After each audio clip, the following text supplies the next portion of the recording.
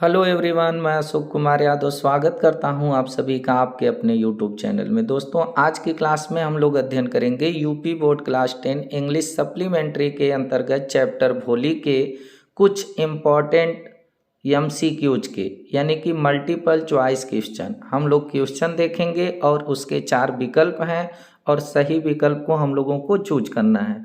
तो दोस्तों, आप लोगों को इस भोली जो चैप्टर है, इस चैप्टर के बारे में अगर पढ़े हैं तो आप लोगों को पूरी तरह से ये पता होगा कि हाई स्कूल की जो इंग्लिश की बुक है, अगर किसी चैप्टर में बच्चे सबसे ज़्यादा इंटरेस्टेड रहते हैं तो वो चैप्टर है भोली। भोली एक ऐसा चैप्टर है जिसमें बच्चे बहुत रुचि लेते हैं और बहुत ध्यानपूर्वक इसको पढ़ते हैं।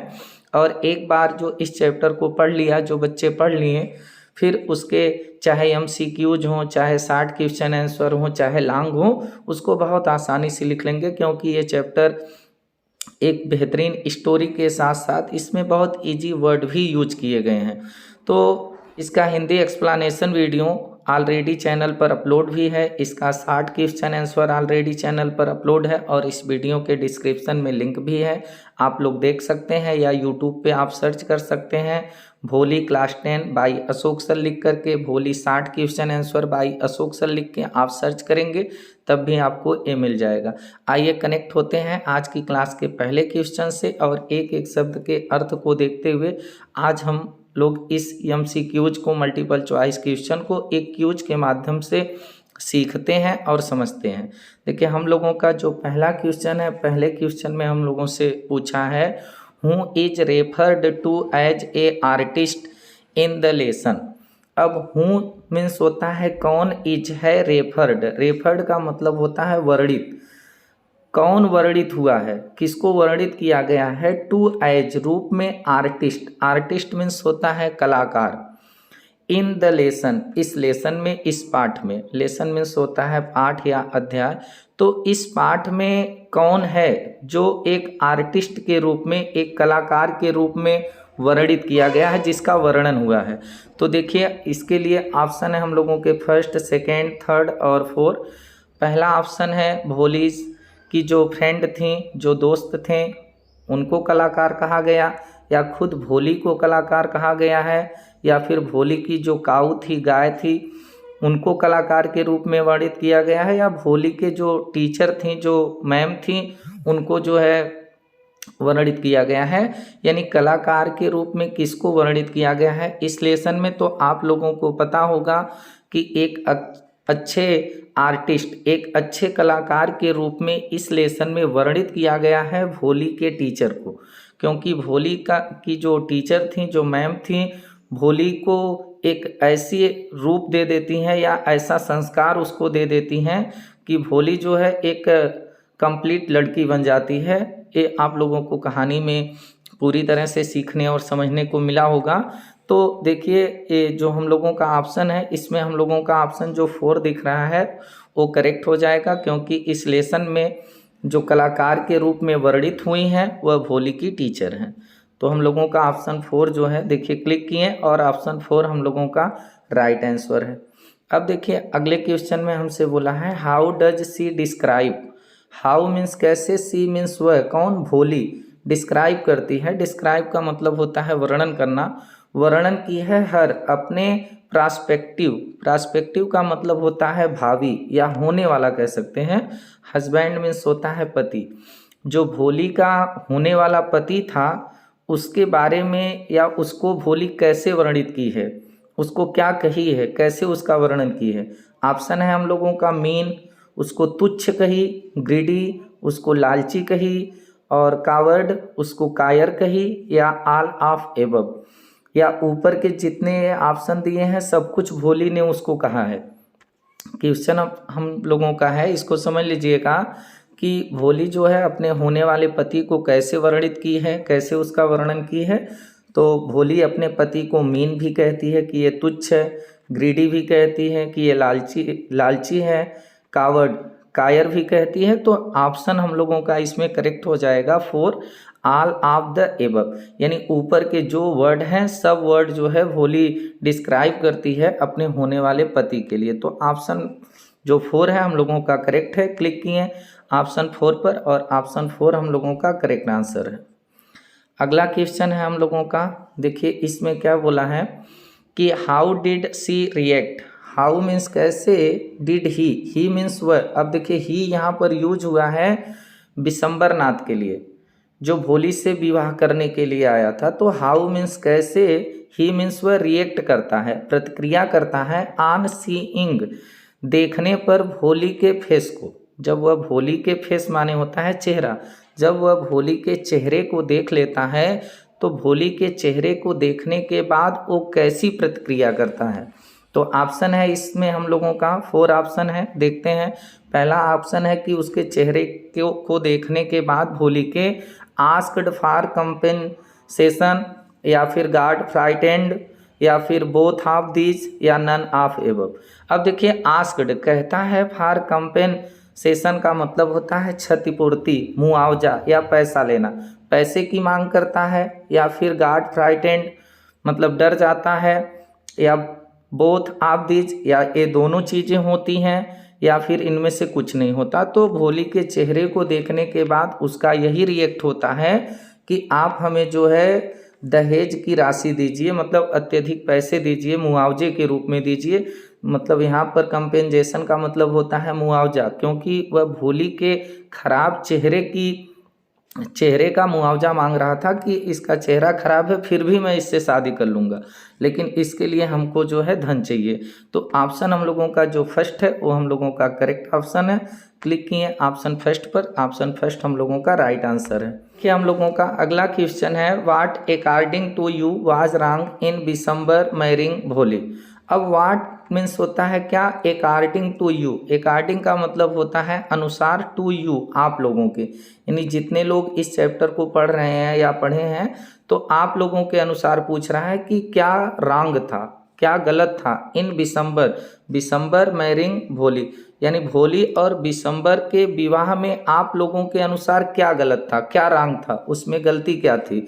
हिज एज उसकी उम्र गड़बड़ थी या उसकी उम्र रॉन्ग थी। हिज लिम्स उसके जो अंग थे वो थे रॉन्ग थे, या अनदर विलेज वो दूसरे गांव का था, ए रॉन्ग था, या फिर ऑल ऑफ द एबव, या ऊपर के जो ऑप्शन दिए हैं इसमें से सब सही है।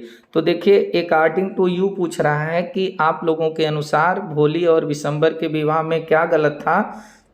तो गलत यही था कि विशंबर जो था वह भोली से जो विवाह करने के लिए आया था वो भोली के पिता के उम्र का था।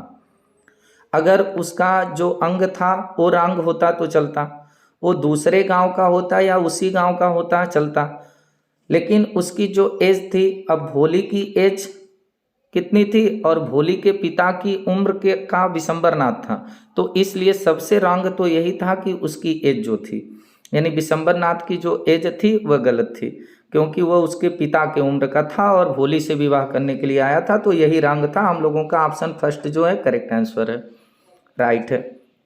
अगले क्वेश्चन में हमसे पूछा है हूँ आज लक्ष्मी। लक्ष्मी कौन थी। अब ये लक्ष्मी जो वर्णित हुआ है इस चैप्टर में, ये लक्ष्मी कौन थी, तो भोली की दोस्त थी, या भोली की क्लासमेट थी, सहपाठी थी, या भोली की सिस्टर थी, या भोली की काऊ थी, भोली की गाय थी। तो आप लोगों को पता होगा कि लक्ष्मी जो थी वह भोली की गाय का नाम था। तो ऑप्शन फर्स्ट, ऑप्शन जो 4 है हम लोगों का, ऑप्शन फर्स्ट, ऑप्शन सेकेंड और ऑप्शन थर्ड हम लोगों का रंग है। ऑप्शन 4 जो है हम लोगों का करेक्ट आंसर है, भोली काऊ, यानी भोली की गाय जो थी वही लक्ष्मी थी। अगला क्वेश्चन है हम लोगों का हुज पेंटिंग। हुज मीन्स किसकी, पेंटिंग्स माने चित्र।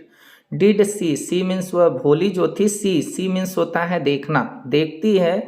In the classroom, classroom means होता है कक्षा, और वॉल मीन्स होता है दीवार, यानी कि क्लासरूम अर्थात कक्षा की दीवार पर भोली जो है किसकी पेंटिंग्स को देखती है, किसके चित्र को देखती है।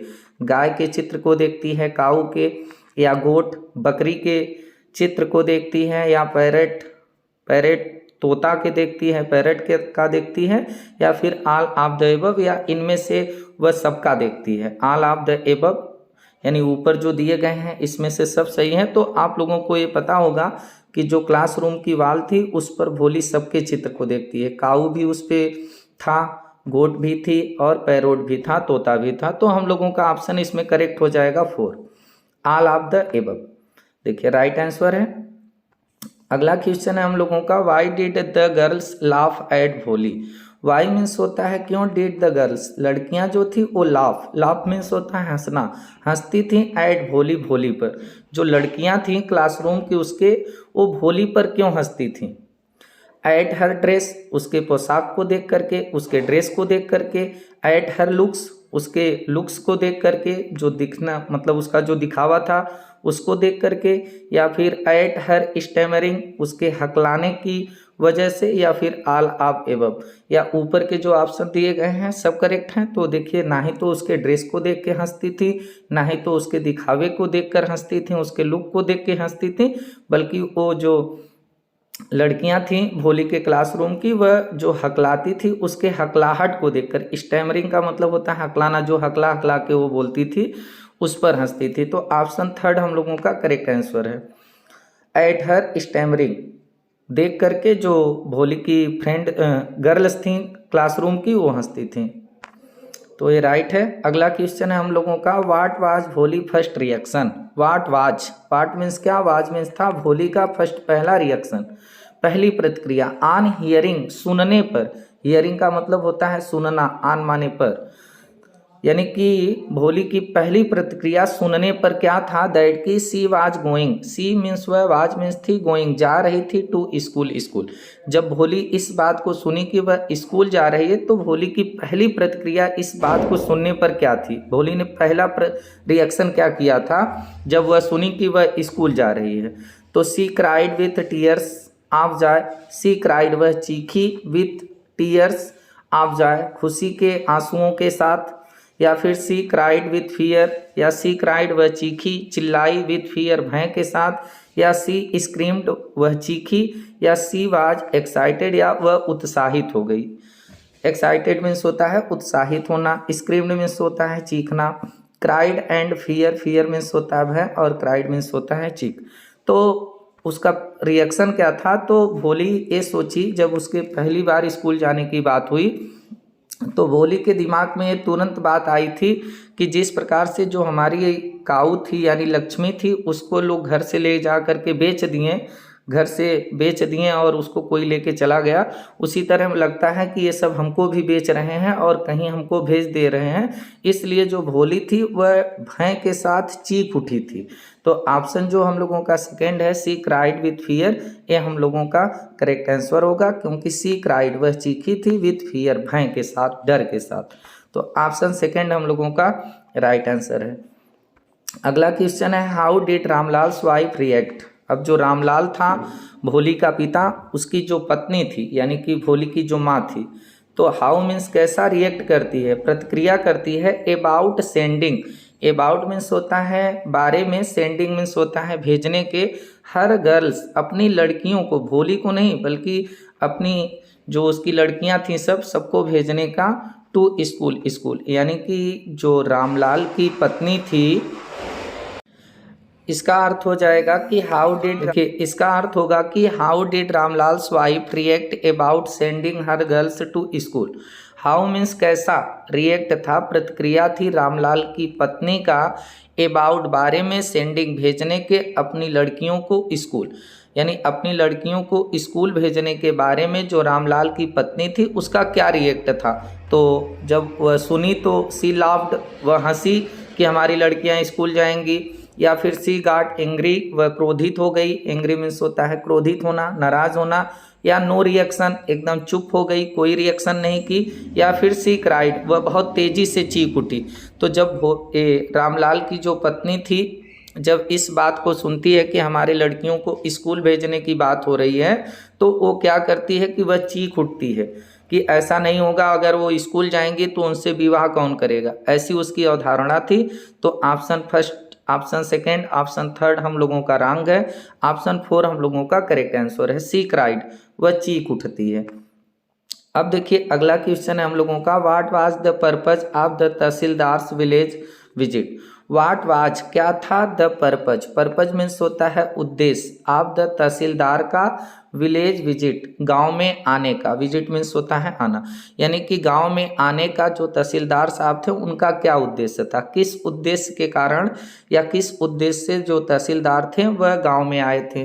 पहला था to inaugurate a girls school, या फिर to address complaints of the village, या फिर है to meet the people of the village, या फिर नन ऑफ एबव। इसके अर्थ को समझ लीजिए, आप लोग ऑप्शन तुरंत क्लिक कर लेंगे।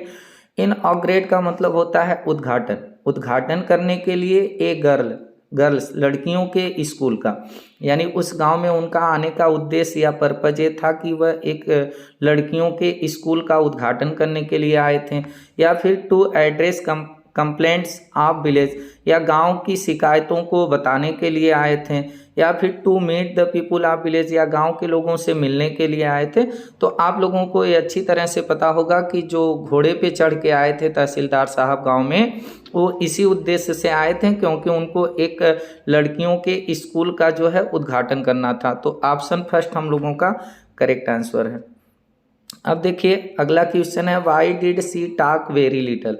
वाई मीन्स होता है क्यों, डिड सी मीन्स वह भोली की बात हो रही है, टॉक मीन्स बातें करती थी, वेरी लिटल का मतलब होगा बहुत कम, यानी भोली जो थी वह बहुत कम बातें क्यों करती थी, ये हम लोगों का क्वेश्चन है। तो सी स्टैमर्ड, वह हकलाती थी इसलिए बहुत कम बोलती थी।